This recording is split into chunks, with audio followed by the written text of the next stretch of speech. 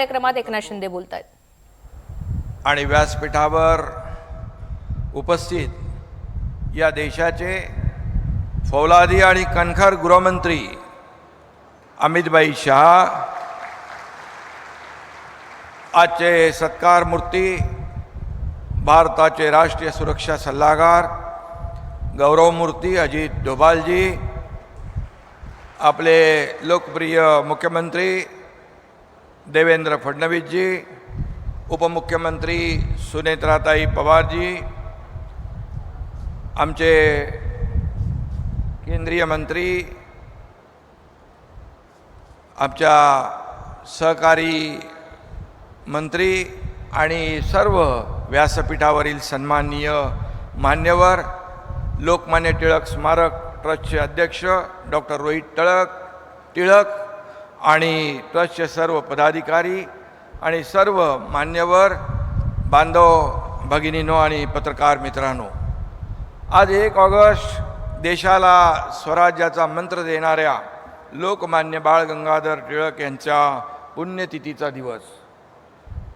त्यांच्या स्मृतींना खऱ्या अर्थाने पुन्हा एकदा मी अभिवादन करतो. 1 ऑगस्ट म्हटलं की संपूर्ण देशाला आणि महाराष्ट्राला उत्सुकता असते की लोकमान्य टिळक राष्ट्रीय पुरस्काराची, आणि आम्ही देखील भाग्यवान आहोत की अनेक वेळा या पुरस्कार सोहळ्याला उपस्थित राहण्याचं भाग्य आम्हाला मिळालं.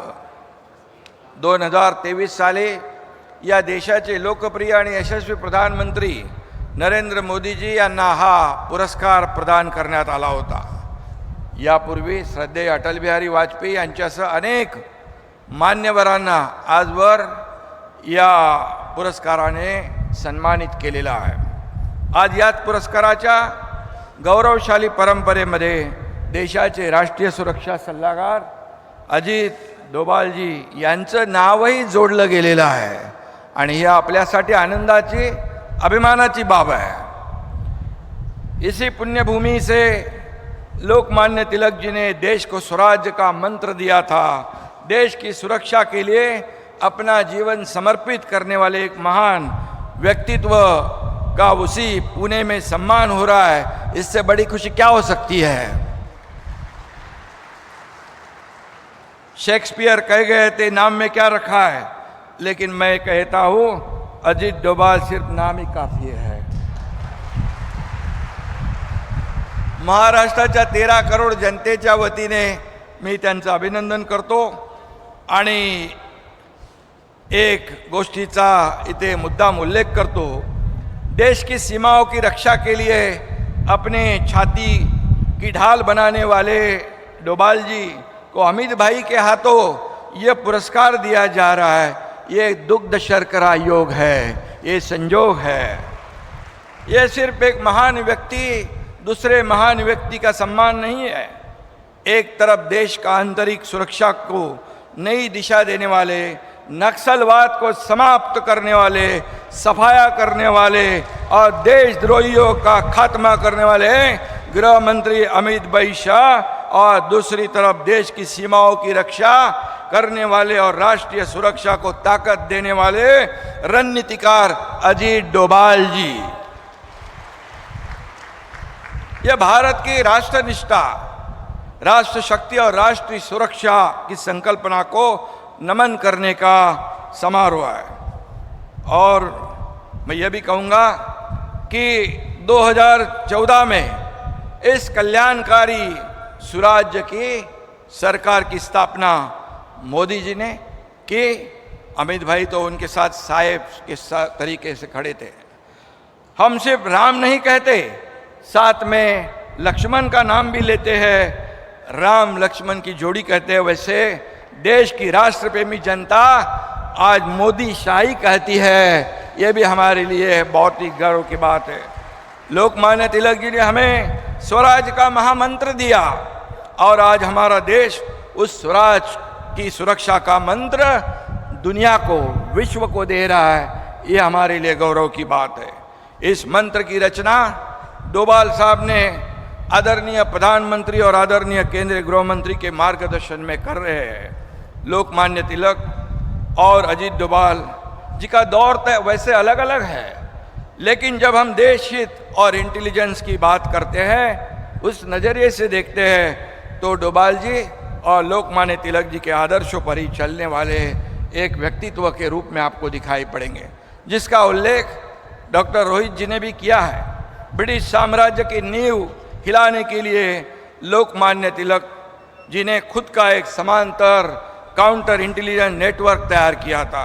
तिलक जी के नेटवर्क में ब्रिटिश प्रशासन के अधिकारी, पुलिस और डाक विभाग के कर्मचारी मुखबिर यानी खबरी के रूप में काम करते थे। ब्रिटिश क्या कार्रवाई करने वाली है, इसकी खबर लोकमान्य तिलक जी को पहले ही मिल जाती है, और डोभाल जी और हमारे इंटेलिजेंस एजेंसियों का नेटवर्क भी लोकमान्य तिलक जी के आदर्श पर चला रहे। ये भी हमारे लिए बहुत ही गर्व की बात है। आतंकवाद की कमर तोड़ने और दुश्मनों से देश की रक्षा करने के लिए डोभाल जी ने भारत की इंटेलिजेंस प्रणाली को दुनिया में अव्वल बनाया। डोभाल जी 7 साल पाकिस्तान में अंडर कवर एजेंट बनकर रह चुके। ऑपरेशन ब्लू स्टार से पहले स्वर्ण मंदिर में कितने आतंकवादी हैं, उनकी ताकत कितनी है, उनकी तैयारी कैसी है, ये जानकारी महत्वपूर्ण थी। उस समय एक फेरी वाला सामान लेकर मंदिर में आता जाता था, वो फेरी वाला कौन था, जब मैं डोभाल जी से नहीं पूछूंगा। एक अधिकारी तौर पर भी पंजाब में खालिस्तानवादी आंदोलन के खिलाफ लड़ाई में डोभाल जी की भूमिका निर्णायक रही। इसके लिए डोभाल जी को कीर्ति चक्र से सम्मानित भी किया गया, और भारतीय सेना के बाहर किसी व्यक्ति को कीर्ति चक्र का सम्मान देश के इतिहास में यह सिर्फ डोभाल जी को ही मिला है। ये भी हमारे लिए गौरव की बात है। उरी के आतंकवाद का भी यहाँ पर उल्लेख रोहित जी ने किया है, सर्जिकल स्ट्राइक का भी किया है, पुलवामा हमला इसका भी किया है, और ऑपरेशन सिंदूर तो कोई नहीं भूल सकता है। और हमारी सेना ने महज 23 मिनट में पाकिस्तान को घुटनों के बल पर लाने का काम किया है। यह भी हमारे देश के लिए गौरव की बात है। और इसमें हमारे प्रधानमंत्री जी, हमारे गृह मंत्री जी और अजीत डोभाल जी का तो डोभाल जी और लोकमान्य तिलक जी के आदर्शों पर ही चलने वाले एक व्यक्तित्व के रूप में आपको दिखाई पड़ेंगे, जिसका उल्लेख डॉक्टर रोहित जी ने भी किया है। ब्रिटिश साम्राज्य की नींव हिलाने के लिए लोकमान्य तिलक जी ने खुद का एक समांतर काउंटर इंटेलिजेंस नेटवर्क तैयार किया था। तिलक जी के नेटवर्क में ब्रिटिश प्रशासन के अधिकारी, पुलिस और डाक विभाग के कर्मचारी मुखबिर यानी खबरी के रूप में काम करते थे।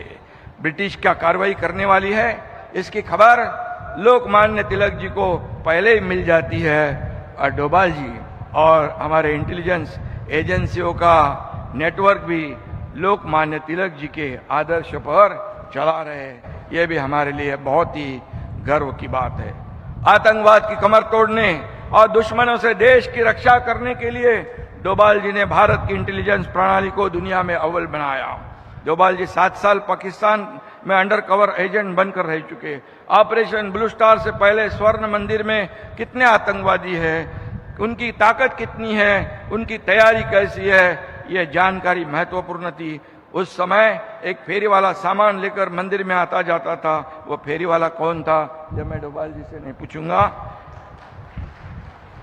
एक अधिकारी तौर पर भी पंजाब में खालिस्तानवादी आंदोलन के खिलाफ लड़ाई में डोभाल जी की भूमिका निर्णायक रही।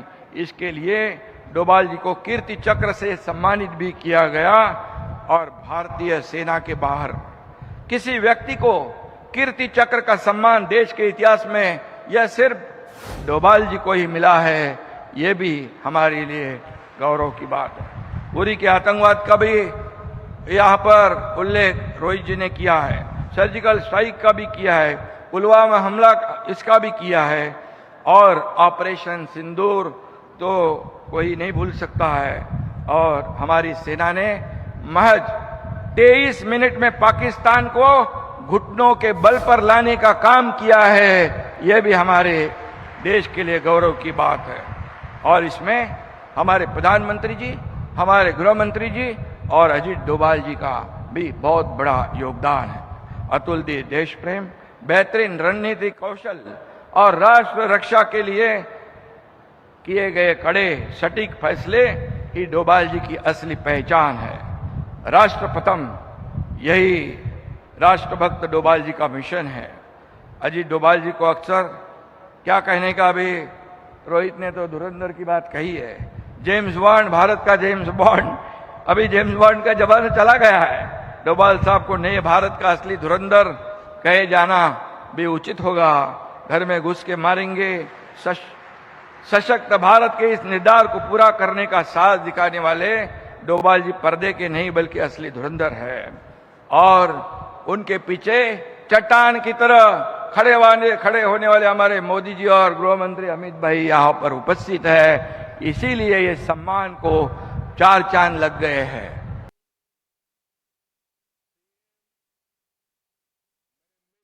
का है जो खामोशी से हर साजिश को नाकाम करे, भार नहीं, लेकिन उन्हें देखकर एक ही 2 पंक्तियां कहता हूं, सीमाएं सिर्फ नक्शों में नहीं होती, सीमाएं सिर्फ नक्शों में नहीं होती, उन्हें हौसलों से भी महफूज रखा जाता है। ये 2 पंक्तियां ही डोभाल जी का पूरा प्रोफाइल बताती है। और इसलिए 2014 से पहले देश की परिस्थिति हमने देखी है, धमाकों की घटनाओं से कांपता भारत हमने देखा है। 2014 के बाद सुरक्षित भारत भी हमने देखा है। मोदी जी देश को आगे बढ़ा रहे हैं, इसमें डोभाल साहब का भी योगदान है। भारताला युद्ध नको आहे, भारताला शांतता हवी, पण भारतीय स्वराज्याकडे डोळे वटारून कोणी बघण्याची हिम्मत केली तर त्याचे डोळे त्याच्या हातात काढून देण्याची हिम्मत भारतीय लष्करामध्ये आहे। आणि म्हणून आज भारताची ताकद केवळ आपल्या शस्त्रामध्ये नाही, भारताची ताकद आपल्या खंबीर निर्णय क्षमतेत आहे। भारताची ताकद केवळ आपल्या सीमांमध्ये नाही, तर भारताची ताकद आपल्या 140 कोटी जनतेच्या आत्मविश्वासामध्ये आहे। आणि म्हणून 2023 साली हा पुरस्कार प्रधानमंत्री नरेंद्र मोदीजी यांना मिळाला।